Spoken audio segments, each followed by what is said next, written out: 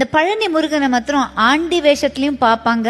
ஆனா அது முடிச்சுட்டு ஃபுல்லா சக்கரவர்த்தியா அந்த வேஷத்துலயும் பாக்குறது ரொம்ப அதுதான் அம்சமானது. அது அது அதுக்கு ஒரு தனி ஒரு ஐதீகம் இருக்கு இல்லையா? அது என்னது? அது காலையில அவன் ஆண்டி குளத்துல இருப்பான், சாயந்தரம் ராஜ அலங்காரத்துல இருப்பான்.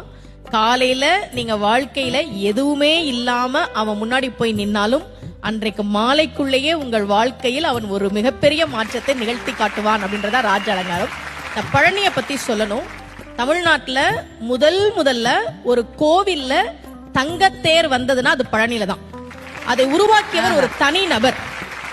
VVCR முருகேசர் அவர் பேரு. 1947 அவர் மட்டும் ஒரு தங்கத்தேர் பழனிக்கு உருவாக்கி கொடுத்தார். இன்னைக்கும் அந்த தங்கத்தேர் தான் பழனியில இருக்கு. அதன் பிறகுதான் மற்ற கோவிலுக்கு வந்தது. விடுதலை கிடைச்ச கையோட ஒரு தங்கத்தேரையும் வாங்கிட்டாரு போல இருக்கு. ஏன் ஒரு தனி நபர் பழனி கோவிலுக்கு தங்கத்தேர் செஞ்சு கொடுக்கணும்? அவருக்கு ரொம்ப வருஷமா குழந்தை இல்லை.